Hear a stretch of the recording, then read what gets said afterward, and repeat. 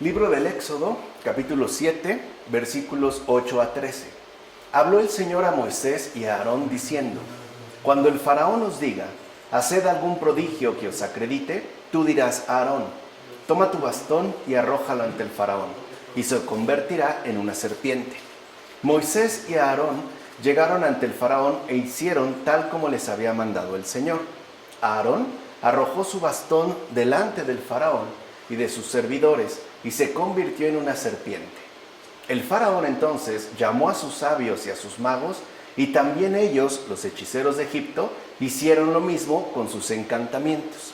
Si se dan cuenta, hay como una especie de enfrentamiento, ¿no? Una suerte como de confrontación de poderes. Por un lado, el prodigio que se ha realizado con el bastón que arrojaron y se convierte en serpiente, y el faraón entra en competencia hablándole prácticamente a sus hechiceros, los cuales obtienen resultados y hacen prácticamente lo mismo por medio de encantamientos.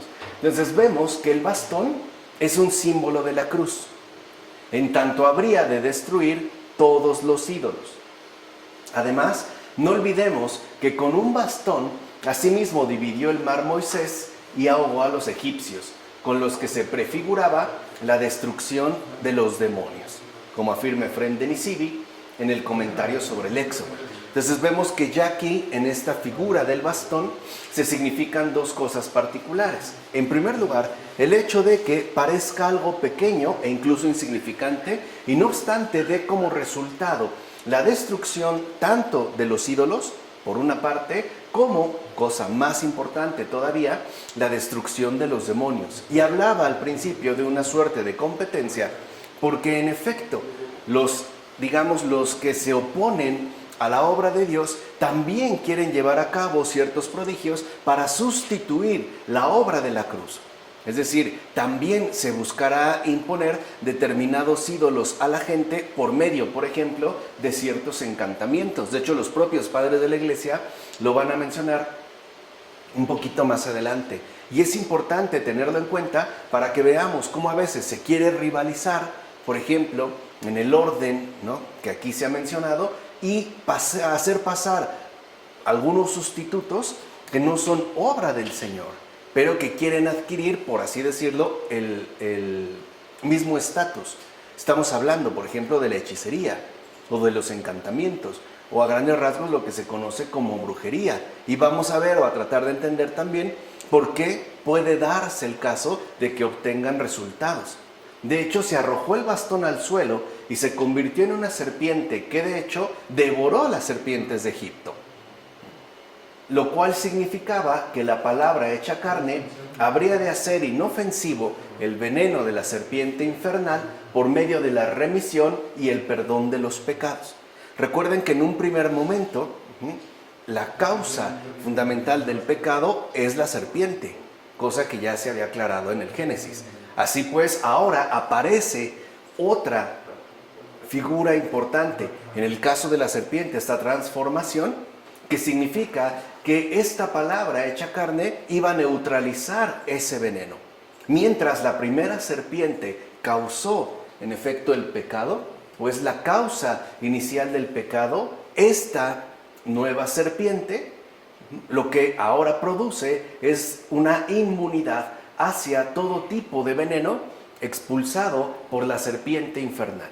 O sea, ahora se invierten pues los papeles. Y a partir de esta transformación ya no se va a obtener, por ejemplo, la condenación, sino justo todo lo contrario, es decir, la remisión y el perdón de los pecados. Así pues, el bastón es la palabra verdadera llena de autoridad.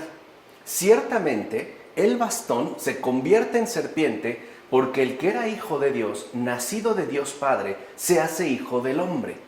O sea, se hace humano, se encarna, nacido de la Virgen. Él mismo, levantado sobre la cruz como serpiente, infundió la medicina sobre las heridas de los seres humanos. Entonces, lo que vemos en un primer momento es esta convicción fundamental expresada en el Génesis de que todo lo hecho por Dios es bueno, incluso la propia serpiente. Ya habíamos explicado también con Fabrice Ayash por qué el demonio adopta esta figura, porque se reconocía como una figura de mucha sabiduría que mantenía una relación cercana, por ejemplo, con Adán. Y también en este caso con Eva. Bueno, ahora aparece esta figura manifestándonos que la serpiente no es necesariamente un símbolo exclusivo de maldad, sino también de medicina, a partir del papel que asume en la propia obra del Hijo de Dios en la cruz, la cual, si lo ven, ¿no? Establece un contraste muy importante, que es el siguiente. Para nosotros una serpiente es un sinónimo de peligro debido al veneno que suele portar. Sabemos que hay serpientes extremadamente venenosas, las cuales con una mordida podrían matar sin mayor problema, o con el veneno expulsado de una sola mordida podrían incluso matar a varios centenares de seres humanos. Aquí aparece esta figura, pero bajo un perfil totalmente distinto. Ahora lo que tiene esta serpiente, el Hijo del Hombre, no es veneno, es medicina. Sabemos cómo incluso se da este contraste de figuras, la cual no va a perjudicar al ser humano, al contrario, lo va a curar. Así pues, digamos, si una serpiente lo envenenó, ahora también es una misma serpiente la que lo va a curar, la que le va a aportar no veneno, sino antídoto. Esa medicina curativa que es la redención. Que es aparte un pasaje muy bonito, bueno, esto lo menciona Ambrosio sobre los ministerios, porque vemos cómo la obra de Dios entonces no está torcida. El retorcido es el demonio, pero la obra de Dios no está torcida. Por eso incluso no es equivocado equiparar al verbo hecho carne en la figura de una serpiente a partir de la autoridad que posee. Por decirlo de otra manera, aquí ya se deja en claro que toda obra de Dios es buena, aun cuando se remita a figuras que para nosotros serían particularmente negativas, como una serpiente. Repito, ¿qué esperaríamos de una serpiente? Una mordedura, que además pone en peligro la vida. ¿Qué es lo que se ha obtenido de esta serpiente hecha, del Hijo de Dios hecho carne? Una medicina, algo pues entonces inesperado, lo cual nos deja en claro lo sorpresivo que es la obra de Dios, ¿no? Y que de hecho sigue siendo. Por donde menos lo hubiéramos imaginado, por ahí es que en este caso nos llegó el remedio. Por otra parte, la serpiente significa la muerte causada por la serpiente en el Edén. Recuerden que es a partir del pecado que ingresa la muerte, que hace acto de aparición para nosotros. Por eso el bastón se convierte en serpiente. Vean cómo se está dando una traslación verdaderamente redentora. Por eso, repito, el bastón se convierte en serpiente y Cristo en muerte. Vean cómo se sigue el mismo camino. ¿Para qué? Para erradicarlo y vencerlo de manera absoluta y completa. Entonces, si en un primer momento la serpiente significa muerte, esta muerte causada por la serpiente en el Edén, entonces el bastón, figura de autoridad, es decir, de Cristo, se convierte en serpiente y este mismo en muerte. Pero luego la serpiente entonces se transforma de nuevo en vara, porque no quedó a la figura de una serpiente, vuelve a su forma original. Y entonces el Cristo total se convierte en resurrección con su cuerpo, que es la iglesia. O sea, si la serpiente infernal solamente dio como resultado la muerte, la nueva serpiente celestial, ¿no?, da también una muerte, pero una muerte que vence esa muerte infernal y que ahora da como resultado la vida eterna, es decir, la resurrección, la cual con su cuerpo en efecto nos ha aportado esa medicina fundamental que tanto requeríamos. Esto, evidentemente, sucederá al final de los tiempos, pero ya está hecho. El camino ya está recorrido. La sanación ya está realizada. Ahora falta su cumplimiento total. Por su parte, fíjense, las serpientes de los magos egipcios son imagen de los muertos del siglo. O sea, ahí se habla de estos muertos que se pueden dar en cualquier época, los cuales, si no creen en Cristo, serán devorados en sus cuerpos y no podrán resucitar con Él. Hay un juego, si lo ven, de contrastes y de enriquecimiento significativo. Estas serpientes, por ejemplo, ya no pueden volver a su forma original, que sería la forma fundamental del bastón, cuya autoridad ahora también expresa la resurrección. ¿Qué sucede si no se da esta transformación? ¿Qué sucede entonces si, como nosotros ya lo sabemos, no se experimenta y no se acepta una verdadera conversión de vida? Pues también seremos devorados como esas serpientes egipcias. Y además, lo peor de todo, no podremos resucitar con el Señor. O sea, no alcanzaremos la vida eterna. Algo que ya había mencionado Agustín en sobre la Santísima Trinidad. Ahora bien, Dios mismo permitió a los hechiceros del faraón, rey de Egipto, hacer algunas maravillas precisamente para que quedaran maravillosamente vencidos. Y esto es parte también del obrar providencial de Dios, que vuelvo a insistir, como ya lo hemos dicho, no es precisamente equiparable a nuestra propia lógica humana, a nuestro propio modo de pensar. Tales hechiceros, por ejemplo, obraban según sus brujerías y encantamientos mágicos, o sea, según el demonio. El obrar, repito, de los hechiceros que se dedican a brujerías, encantamientos, santería, etcétera, procedimientos mágicos, qué sé yo, este es un obrar según el demonio. Pero Moisés lo superó fácilmente con mucha mayor potencia, en cuanto que lo que hacía, lo hacía en nombre de Dios. Esa es la gran diferencia.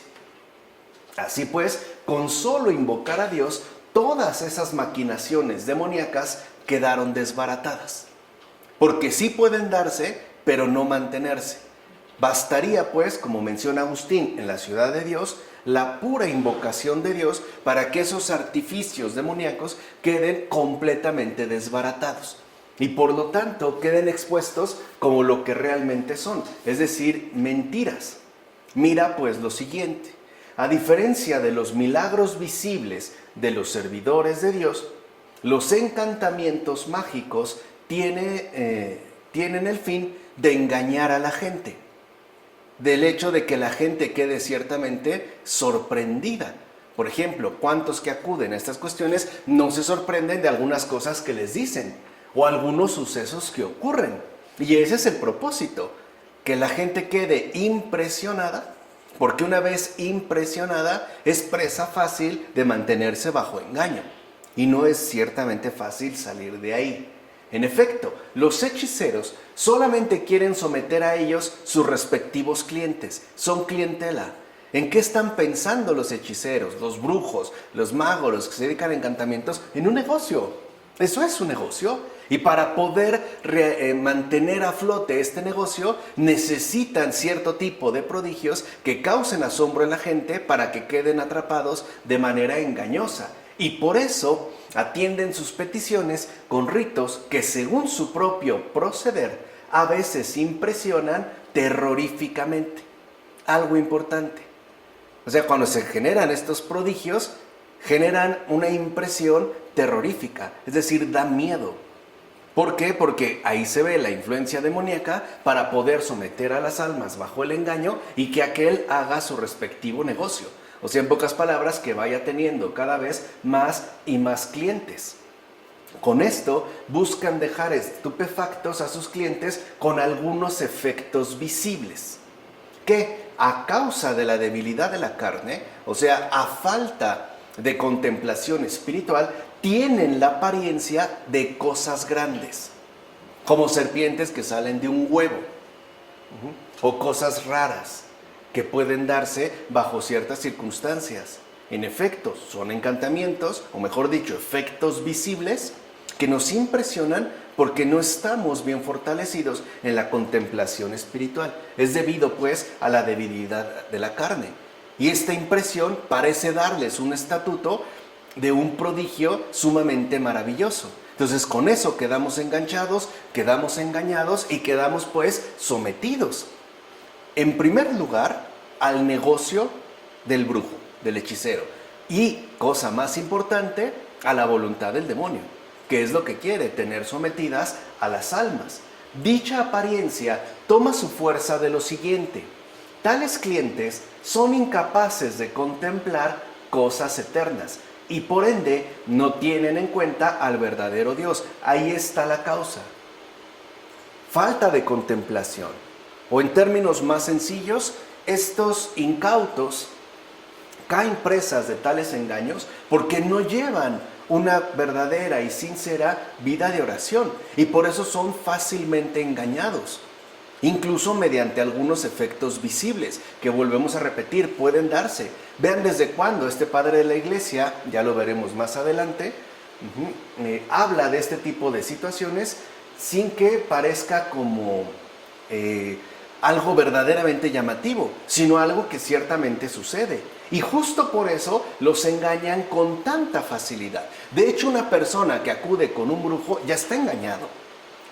Ya está predispuesto a experimentar efectos sobresalientes que lo dejen cautivo de esa trampa. Ya va engañado, porque no está buscando el auxilio del Señor, sino aquello que en todo caso le impresione, ¿no? Tú habla con una persona que haya ido con una de esas personas, de estos hechiceros, y verás que lo primero es la impresión que le deja. Oye, no manches, me dijo cosas que nadie sabía, por ejemplo, ¿no? O hizo tal o cual cosa que a mí me dejó impactado. Esto es justamente lo que se busca. Esa es la base fundamental del engaño. Ahora, pues bien, todo esto lo permite Dios para proporcionar, según sus pasiones o la libre elección de cada uno, tanto las servidumbres como las libertades. ¿Qué quiere decir? Que el Señor también permite esto para no negarnos la posibilidad de una genuina elección. No atenta contra nuestro libre albedrío. Es decir, si una persona opta por la servidumbre tendrá. Ahí está. Si una persona quiere la libertad, se le da también la libertad. Pero ahí en todo caso, tú escoges, para que veamos que el Señor no obliga absolutamente a nadie. En todo caso, termina concediéndole por pura benevolencia lo que Él mismo quiere. ¿Quiere la servidumbre? La servidumbre es lo que está a su alcance. ¿Quiere la libertad? La libertad es pues lo que se le ofrece, para que también nos quede claro que no somos títeres. O sea, el verdadero creyente, el verdadero discípulo del Señor, no está con Él a la fuerza, está porque libremente lo ha elegido. Lo mismo pasa en el caso contrario. Los que son adeptos, o sea, los clientes de los hechiceros, pues están ahí porque de fondo también han querido. Hay causas muy básicas, por ejemplo, falta de vida de oración o dejarse llevar por la debilidad de la carne, que es sumamente impresionable. A los que les gustan, por ejemplo, impresiones fuertes de este tipo para quedar convencidos. Pero algo es un hecho, es un negocio, no es un acto meramente gratuito. Te cuesta, desde la más pequeña veladora hasta los encantamientos más grandes, te cuesta. Y hay personas que lo han perdido todo por eso, o que han quedado igualmente sumamente endeudadas, incluso me atrevo a decirlo así, psicológicamente trastornadas, porque ya hay un deterioro espiritual. ¿O acaso no es verdad que incluso Dios, como dice el apóstol, entrega a los seres humanos a los deseos de su corazón? Como había hablado Pablo en la carta a los Romanos. ¿No es verdad eso? Que al final el Señor condesciende a nuestros respectivos deseos e incluso, vuelvo a repetir, por pura benevolencia, nos pone al alcance aquello quizá que estamos queriendo. Ahora bien, en cuanto a que los falsos profetas, como los hechiceros de Egipto, realizan muchos signos y prodigios hasta engañar, si fuera posible, a los propios elegidos, entiéndase los creyentes, advierte claramente que hasta los hombres perversos hacen algunos milagros. O sea, eso no tendría que resultar para nada sorprendente, para nada llamativo. Incluso los hombres perversos hacen algunos milagros. Milagros que a veces ni los mismos santos pueden hacer. Sin embargo, no se ha de pensar por ello que tales engañadores estén en mejor situación delante de Dios. Ahí está la cosa. Puede ser que una persona perversa realice ciertamente prodigios sorprendentes. A lo mejor prodigios que ni siquiera los propios santos pueden hacer. Ok, adelante, se acepta. Pero eso no significa que entonces su situación de vida sea mejor delante de Dios. Ahí es donde tenemos que aprender a captar las cosas en su respectiva profundidad. En efecto, los magos de los egipcios, a pesar de sus resultados sorprendentes, no eran más gratos a Dios que el propio pueblo de Israel. En todo caso, Si dicho pueblo no tenía tal tipo de poderes, era por la siguiente razón. O sea, si el pueblo de Israel, pues, no podía realizar los prodigios que sí hacían los hechiceros del faraón, ¿no? Los hechiceros de Egipto con sus respectivos encantamientos, es por una razón. Por eso hay veces que ni los mismos santos pueden hacer tales, ¿no?, cosas asombrosas, para que no cayeran en un error especialmente funesto de servidumbre y falsedad. Para eso se les priva de la posibilidad incluso de engaño. Por ejemplo, considerando que en semejantes hechos hay dones mayores que las obras de santidad con las que se consigue la vida eterna. Por eso aquí entendemos ahora el verdadero proceder providencial de Dios. No se trata de hacer cosas asombrosas. No, se trata de aceptar los dones que Dios nos hace llegar en tanto obras de santidad bien ordinarias y comunes. Por ejemplo, ser constantes y permanentes en la caridad. ¿O qué de verdad necesitamos hacer un prodigio? Convertir un bastón en una serpiente para dejar en claro con ello que estamos muy bien delante de Dios. ¿No será algo más íntimo, más simple, más sencillo? Como por ejemplo, la paz del alma. O sea, ¿no será pues mediante un modo totalmente distinto al que nosotros solemos pensar, al menos humanamente? Por eso el Señor prohíbe a los discípulos alegrarse por algo así, cuando dice: no queráis alegraros porque se os someten los demonios. ¿Se acuerdan cuando los envió? Y ellos llegan felices por eso. O sea, están impresionados de que hasta los demonios se les someten. Y el Señor les advierte: no se alegren porque los demonios se les sometan, sino alegraos más bien porque vuestros nombres están escritos en los cielos. Eso es lo importante, como lo dijo en Lucas. En consecuencia, puesto que los hechiceros hacen tales prodigios, date cuenta que son realizados con otro fin y con otro principio.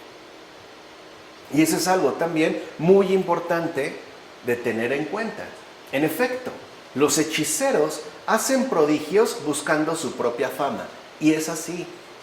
No, yo conozco un brujo buenísimo, te voy a llevar con él.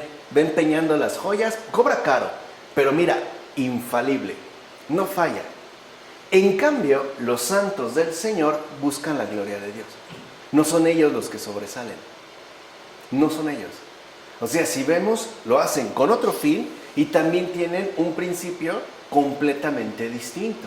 Los hechiceros hacen más bien un sucio y oscuro negocio de beneficios privados, porque sí se enriquecen. Hay gente dispuesta a dejarles grandes cantidades de dinero. Bueno, si están dispuestas a entregarles su alma, ¿qué no le van a entregar las monedas y los papeles? Pues sin ningún problema. En cambio, los servidores de Dios únicamente buscan un servicio de bien público según las disposiciones de aquel a quien está sometida toda criatura. Entonces, un milagro de un santo, por ejemplo, no es algo que se remita a beneficios privados. Es algo que siempre tiene una dimensión de bien pública, de bien común. Por ejemplo, un San Charbel no es un asunto privado, de beneficio privado. Es básicamente un beneficio común para cualquier persona en cualquier parte del mundo. Ahí está su finalidad. Y no es ni siquiera algo que tenga, digamos, algún costo en específico o algún costo en particular, porque no se piensa en beneficios privados, sino en el bien común. Esto también hay que tenerlo muy en cuenta. Los hechiceros, pues, seducen a los seres humanos mediante pactos particulares. No, sí, mira, vamos a trabajar en esto, porque además algo es muy curioso, ¿no? Siempre te están haciendo daño. Siempre alguien o muchos te tienen envidia. Qué chistoso, siempre es así. No es que te tienen envidia, te han hecho un trabajo, quieren que te vaya mal, no sé qué, tal, como si fuera realmente algo por completo novedoso, ¿no? En cambio, los buenos cristianos obran siempre en beneficio del bien común, nunca es para beneficios privados. El verdadero cristiano no tiene literalmente privacidad, en el sentido amplio de la palabra. El cristiano en el mundo es beneficio del bien común. Es un beneficio para muchos. Por ejemplo, el grado de santidad que alcanza un cristiano en el mundo se verá reflejado en el bien que hace a muchas otras personas. No lo hace por una cuestión de beneficio privado o de intereses particulares. Es finalmente un bien para todos. En todo caso, fíjense, esto es lo más interesante. Los malos cristianos no andan lejos del negocio de los hechiceros, ya que de igual manera se apegan a las apariencias del bien común, pero buscando siempre su beneficio personal, como afirma Agustín en Sobre 83 diversas cuestiones, que es muy interesante esta última observación. Por ejemplo, hay personas que asisten diario a la misa, aparentemente por el bien común, y es mentira. Lo hacen pensando en su beneficio personal. Por ejemplo, para que su hijo finalmente obtenga la beca que está solicitando, para que le libre de tal enfermedad, para que no le pase absolutamente nada. Y los demás se pueden ir derechito al carajo. No les importa, no andan lejos del negocio de los hechiceros. Dentro de esta perspectiva, no. O quieren llevar una vida tranquila, ¿no? Dios me libre de todo mal. A mí y a los míos. Los demás no me importan. Que sufran lo que tengan que sufrir. A mí no me interesa. La única diferencia es que estos se dicen cristianos. Los otros no.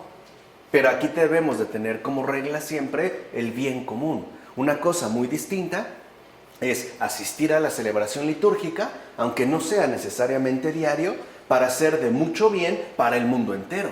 O por lo menos para el mayor número de personas posibles, independientemente de mis asuntos, que también cuentan, pero no van primero.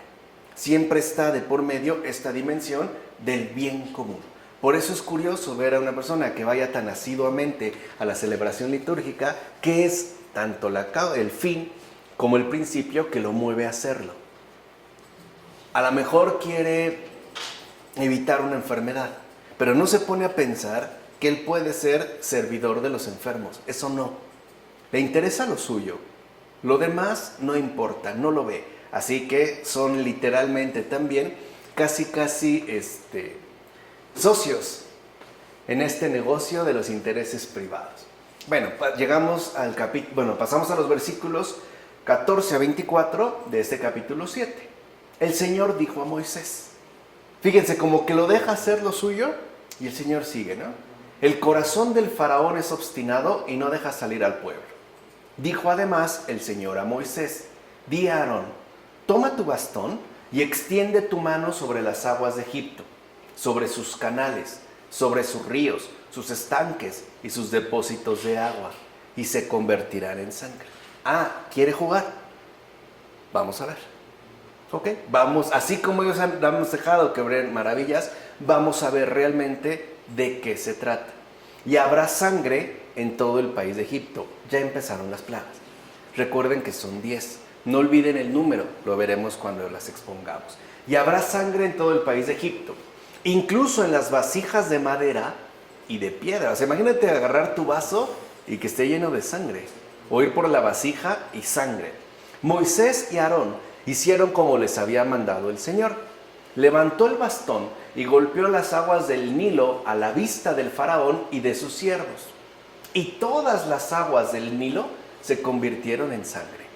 Los peces del Nilo se murieron y las aguas se corrompieron.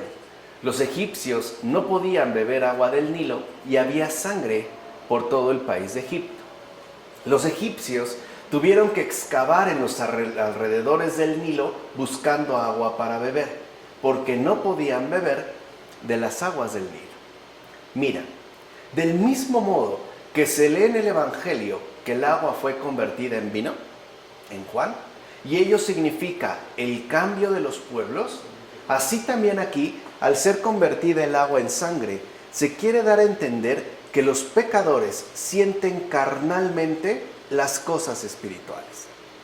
Por eso también se dice que el agua de las fuentes fue convertida en sangre, justo para que no comprendiesen espiritualmente la predicación del cielo quienes estaban ocupados en asuntos meramente humanos. Por ejemplo, en el caso de los egipcios, ¿cuál era su afán? Pues nuevamente, su beneficio privado. ellos bebían agua, pero a costa del sudor y la sangre de los hebreos. Quiere decir que en realidad ellos satisfacían su sed de injusticia, de crueldad, de violencia. Lo que bebían realmente es sangre y no podían entender las cosas espirituales porque están ocupados única y exclusivamente en sus asuntos, comenzando por el faraón. Todo esto y más está expuesto en lo que sucedió en Egipto, es decir, su respectivo cambio a peor situación, como afirma Casiodoro en el comentario a los Salmos. Ahora bien, a partir de ese momento tienen lugar las plagas de Egipto. Ciertamente, aunque ello sucedió materialmente a los egipcios, ahora nos sucede a nosotros espiritualmente, ya que Egipto es la imagen del mundo. Recuerden que ahí lo que se está representando es el mundo en su conjunto, su obstinación, su proceder, su injusticia, su dureza, etc.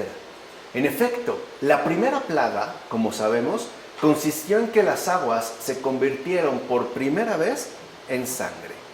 Pues bien, estas aguas vagabundas de Egipto son también los pensamientos engañosos de los filósofos, que merecidamente se convierten en sangre, ya que hablan a los humanos del origen de las cosas, y no obstante, allí donde la cruz de Cristo alumbra con la luz de la verdad a este mundo y con tal fuerza lo corrige, el propio pensamiento es capaz de darse cuenta de la categoría merecida del castigo correspondiente, como afirma Isidoro de Sevilla en las cuestiones sobre el Antiguo Testamento. Y esto también es importante de tener en cuenta. ¿Qué es realmente lo que ha cambiado? ¿Qué se ha materializado?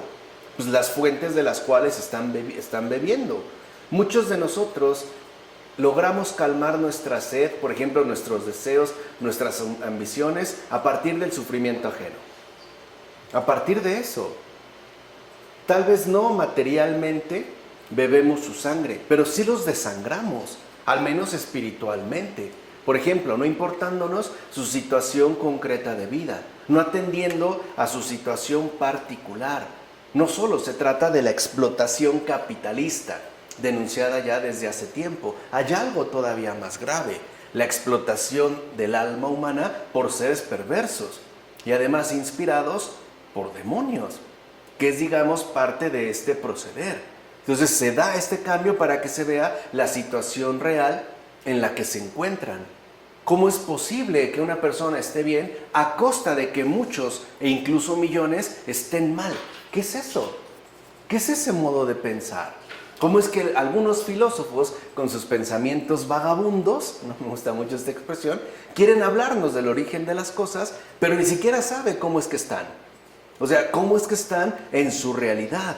¿Cómo es que realmente se están dando este tipo de situaciones? Por ejemplo, nosotros podemos adquirir cierta bebida refrescante, pero sí tendríamos que preguntarnos qué hay detrás de todo ello. No solo está el dinero que yo pagué para adquirir ese producto. Hay mucha gente involucrada, también hay mucha gente explotada, hay mucha gente marginada. A lo mejor personas que debido a la necesidad económica han tenido que descuidar su familia o hasta perderla, o tener problemas, o el descuido de los hijos, con tal de tener esta satisfacción meramente material. Eso es lo que ahora alumbra la cruz de Cristo. ¿Qué es lo que ha hecho entonces el Señor?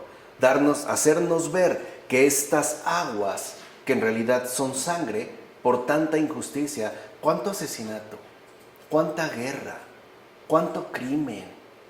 Y no solo estoy hablando de estos momentos en particular, donde es muchísimo quizá más evidente. Estoy hablando a lo largo de la historia del mundo.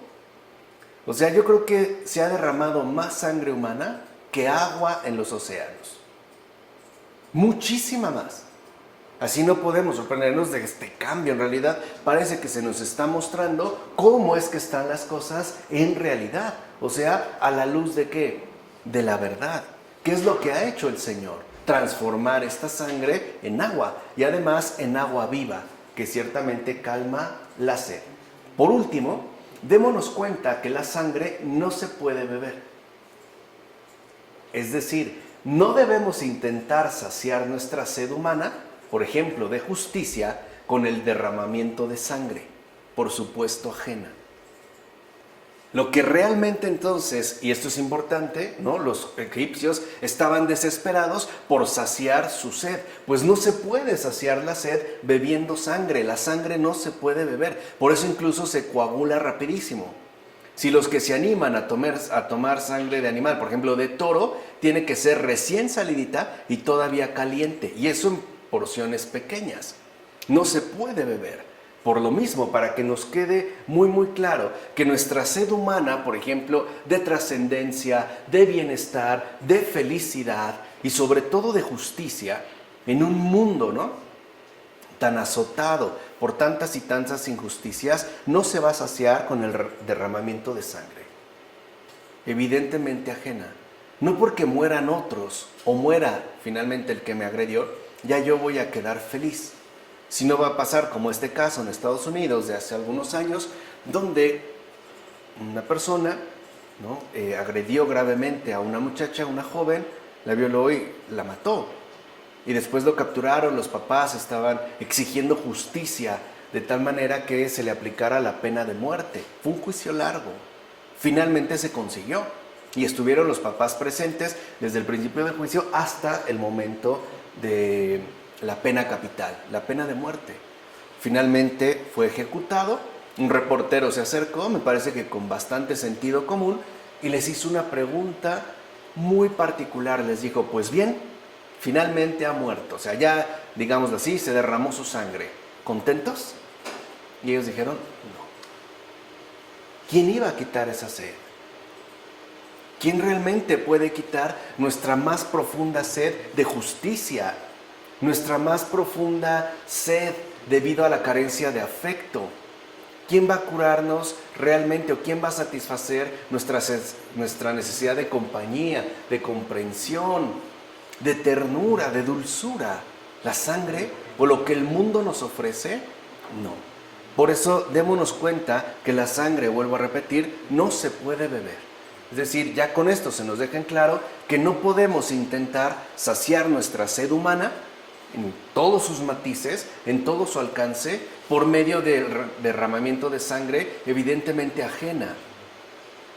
O más cuando se trata de satisfacer esas hondas aspiraciones del corazón que, siendo honestos, solo Dios puede lograr satisfacer en plenitud. Jesús también lo dijo, tengo sed. Y se lo dijo a Teresa de Calcuta, tengo sed de almas que vengan a mí, que me dejen consolarles, que me dejen darles todo lo que tengo preparadas para ella, tanta gracia, tanto amor, tanta bondad, tanta dulzura, tanta misericordia, pero las almas no vienen a mí. Y luego, peor, hay algunas almas que sí quieren ir a Jesús y nosotros no las dejamos, se los impedimos, o peor aún, las desviamos, les mostramos un señalamiento diferente. Por ejemplo, le decimos, aunque no muy convencidamente, que vaya a ver a ese hechicero. O que si tiene un problema, pues que lo consulte con el brujo. No está de más. Una limpia de vez en cuando, por ejemplo, pues ¿qué daño te puede hacer? Al contrario, te viene bien. No creo que Dios se enoje, ¿verdad? O vamos a hablar con tal persona, o mira, vamos a aplicarle esto, vamos a arreglarlo de esta manera. O sea, las desviamos. En lugar de ser como mapas abiertos que nos guían para poder llegar directamente a Cristo. Como los mapas antiguos de los piratas, ¿no? Donde estaba el mapa y sabía dónde estaba el tesoro y está marcado. Bueno, ¿qué recorrido se puede hacer? No debemos entonces nosotros dejarnos llevar por esta crueldad, que aunque no necesariamente sea algo material, también sigue siendo evidentemente espiritual. O sea, en pocas palabras, no puede ser posible que busquemos ser felices a costa de que otros muchos sean desdichados. Eso no puede darse. Por eso era tan importante lo que se había mencionado hace un momento en términos de bien común. Así llegamos entonces de este capítulo 7, versículo 25, al capítulo 8, versículo 11. Entonces dijo el Señor a Moisés, preséntate al faraón y dile, así dice el Señor, deja salir a mi pueblo para que me dé culto. Vean qué educado es el Señor. No le dice, a ver, ya te espanté, ya aprendiste, órale. No, deja salir a mi pueblo para que me dé culto. Lo está pidiendo. Y vemos que no es la primera, no va a ser ni la primera ni la última. Si tú te niegas a dejarlo salir, yo infestaré de ranas tu territorio. Se lo está diciendo. Aarón extendió la mano sobre las aguas de Egipto y subieron las ranas e invadieron el país de Egipto. O sea que en principio el faraón, ¿qué dijo? No. El faraón llamó a Moisés y a Aarón y les dijo: pedid al Señor que aleje de mí y de mi pueblo las ranas y dejaré salir al pueblo para que ofrezca sacrificios al Señor. Respondió Moisés al faraón: indícame cuándo he de pedir por ti, por tus siervos y por tu pueblo, para alejar las ranas de ti y de tu casa, y que queden solamente en el Nilo. Y contestó: mañana. Fíjense esta simple respuesta, ¿qué significa? No le interesa. Si realmente hubiera estado preocupado, si hubiese tenido un reconocimiento sincero de su equivocación, le hubiera dicho ahorita mismo. No, mañana, como el ahorita mexicano.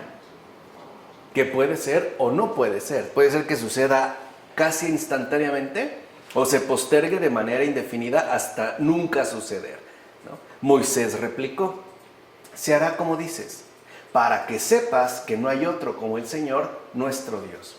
Moisés invocó al Señor y murieron las ranas de las casas. Mira bien, los desastrosos frutos de la maldad que surgen del sucio corazón de los seres humanos, engendrados como en un pantano, son ciertamente como una especie de ranas. Estas ranas habitan en las casas de quienes se han hecho egipcios por la elección de su estilo de vida. Por ejemplo, bebiendo sangre ajena, esclavizando a muchos otros, en lugar de ayudarles a salir a alcanzar la libertad.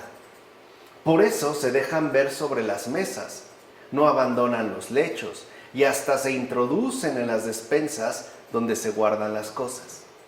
Para estas ranas, la vida es sucia y desvergonzada, pues ha nacido de un limo pantanoso. Y por eso intentan colarse por todos lados. Es decir, para que todo se asemeje a esa naturaleza sucia e irracional, como afirma Gregorio de Niza en Sobre la vida de Moisés. Recuerden que esto tiene mucho que ver con lo que ya habíamos mencionado en una ocasión en relación a las pasiones. Emergen estas a la manera de suciedad, salidas de profundidades sucias y pantanosas. ¿Y qué es lo primero que quieren hacer? Inundarlo completamente todo. Inundar todo. Así pues, ¿por qué te hinchas, humana soberbia? Cualquier persona te dice una palabra injuriosa y te irritas y llenas de ira. No obstante, soportas las pulgas para dormir. Reconoce pues quién eres. Reconozcamos más bien que Dios mismo mandó las ranas que nos molestan para doblegar nuestra soberbia.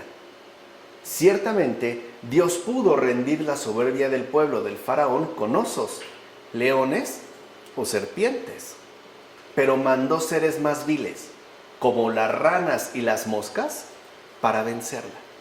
Entonces, ¿qué es lo que vemos que hay en Egipto, es decir, en el mundo, con esa sed que solo pretende saciarse con sangre humana, soberbia? ¿Y qué es lo que hace ahora? Doblegarla por medios muchísimo más bajos. ¿Por qué no osos? Porque el soberbio, cuando se enfrenta a una situación que le aventaja un poco más o que está en igualdad de condiciones, puede mantenerse todavía en pie. Esto se ve muy claro en el caso, por ejemplo, de la Santísima Virgen María, Madre de Dios, y de San Miguel Arcángel. Si nosotros hemos visto alguna imagen de San Miguel Arcángel, veremos cómo tiene la mano levantada con una espada, es una figura, y está pisando al demonio. Lo ha vencido. En ese caso, por ejemplo, el demonio todavía tiene un mínimo de soberbia guardada. Es tanto como decir, pues me venció, pero le di batalla, ¿no? En cambio, cuando aparece con la Virgen María, lo pisa como sin esfuerzo, porque no tiene ni la más mínima posibilidad de enfrentarse a ella, porque es completa humildad. No es que se dé un combate, ni siquiera se presta para eso. Por eso la pisa sin esfuerzo y ella está concentrada en oración, cuidando a sus hijos y adorando a Dios al mismo tiempo. Ahí el demonio no tiene posibilidades de decir que se enfrentó a un oso, a un león o a una terrible serpiente. Se enfrentó a la esclava, a la más insignificante, a la más pequeña, a la muchachita. Y esta muchachita lo venció. Ahí es donde se ve esta diferencia. Por eso es que aparecen las ranas. Por otra parte, tales ranas se pueden comparar con los versos de aquellos poetas que llenaron con engañosas fábulas este mundo con su vacía y vanidosa aclamación, la cual se asemeja a los cantos sonoros de las ranas. En efecto, la lengua vanidosa es como una rana, la cual no sirve sino para importunar, como afirma Isidoro de Sevilla en las cuestiones sobre el Antiguo Testamento. Entonces vemos cómo aquí se están atacando pues las pasiones en términos generales, tales como la soberbia y la propia vanidad. Una lengua vanidosa sí es como una rana, hace ruido, hace un croar que en realidad lo único que parece generar es una cierta molestia. Yo no sé si les ha tocado escuchar el croar de ranas sin parar, es molesto, sí puede llegar a molestar. Lo mismo pasa con una lengua vanidosa. Pareciera pues que no tiene otro propósito que realizar más que el importunar. Ahora bien, el faraón dedicaba su atención a creencias engañosas e inútiles, mientras Egipto estaba lleno de ranas, cuyo croar hacía imperceptible el sonido de las cosas y vano cualquier rumor. Fíjense también qué curioso. El pueblo está sediento, recuerden que el agua se ha convertido en sangre, están llenos de ranas y el faraón ni en cuenta. El faraón más bien aferrado a sus creencias engañosas e inútiles. Así pues, como el faraón estaba hundido en una gran necedad, no reconoció su gran necesidad ante Moisés. En efecto, debió pedirle que rezara enseguida y no retrasara la plegaria. Es como si una persona te dijera en un estado grave de salud, tengo lo que necesitas, y tú le respondieras, mañana, ¿no? ¿Qué quiere decir? No me importa, no me interesa. Y esto es por la gran necedad en la que estaba sumido el faraón. Pero respondió, mañana. Qué ocioso y negligente fue el faraón.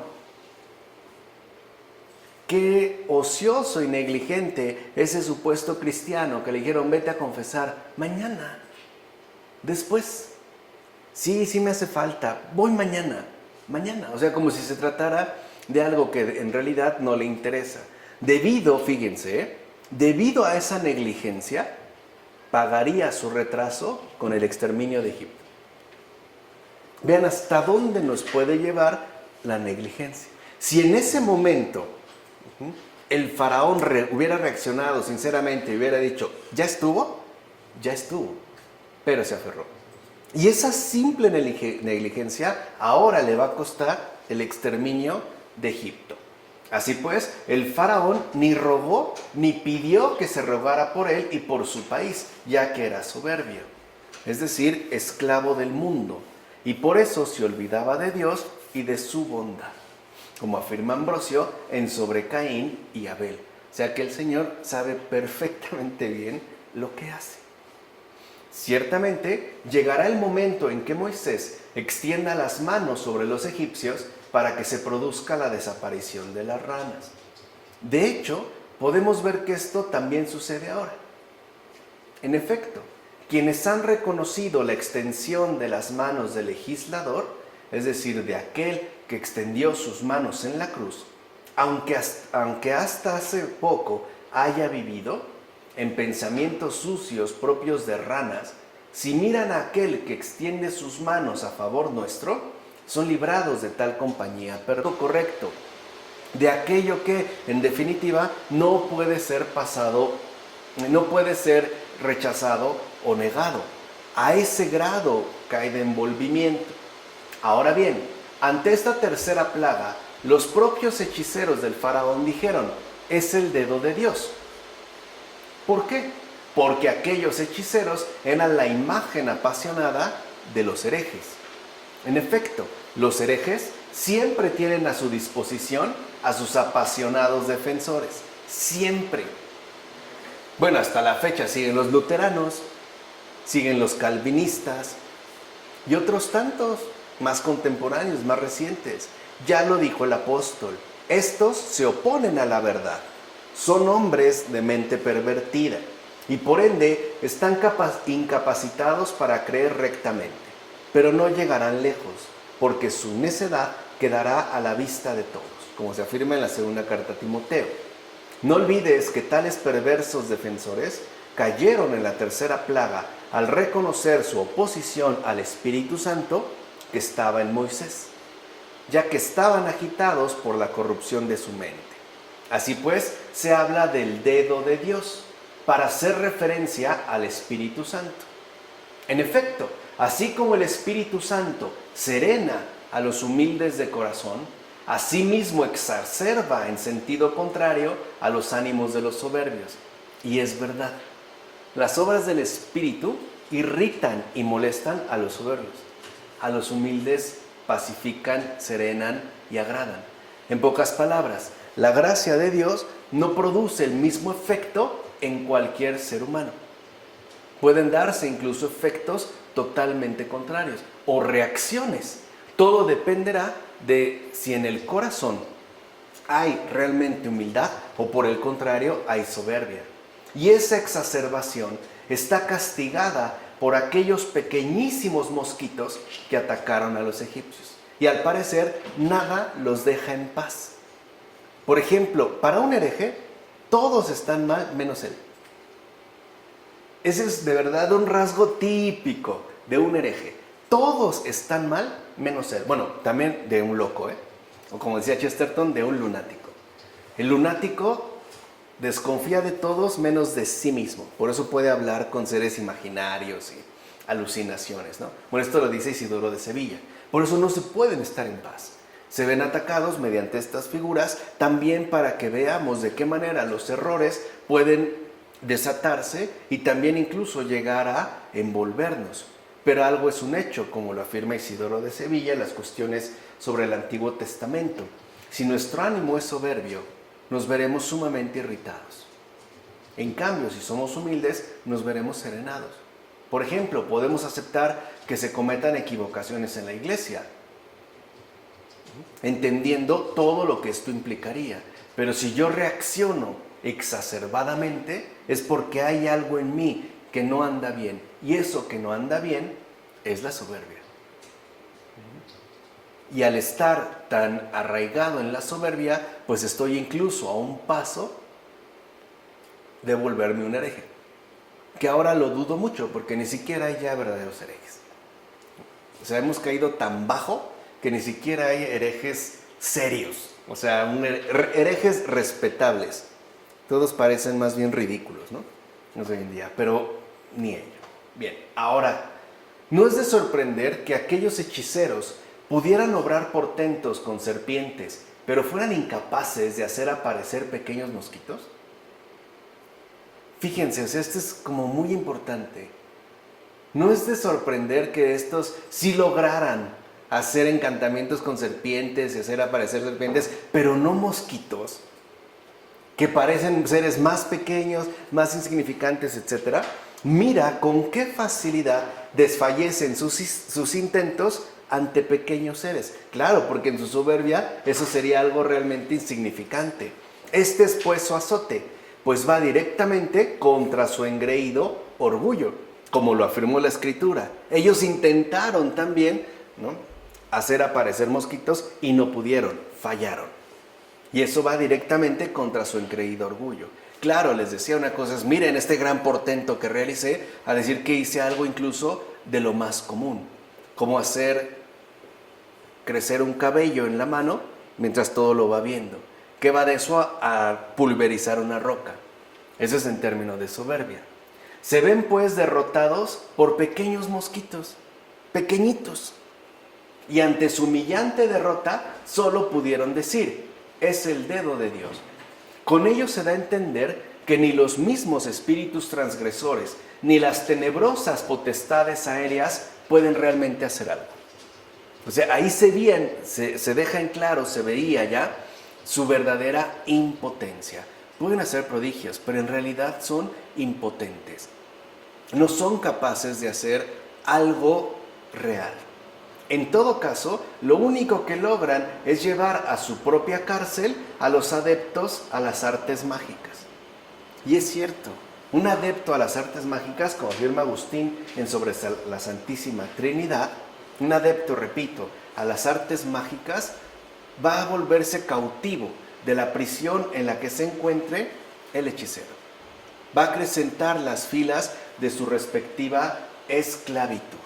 ¿De acuerdo? Entonces llevamos hasta aquí 3 plagas, ¿no? Le dijimos 3 plagas: sangre, ranas, mosquitos. En la siguiente exposición veremos las otras plagas. Pero para ir meditando qué es lo que está y cuál es el proceder de Dios en relación a este mundo, que prácticamente no ha cambiado. ¿De acuerdo? Vamos a dejarlo hasta aquí. En nombre del Padre, del Hijo, del Espíritu Santo.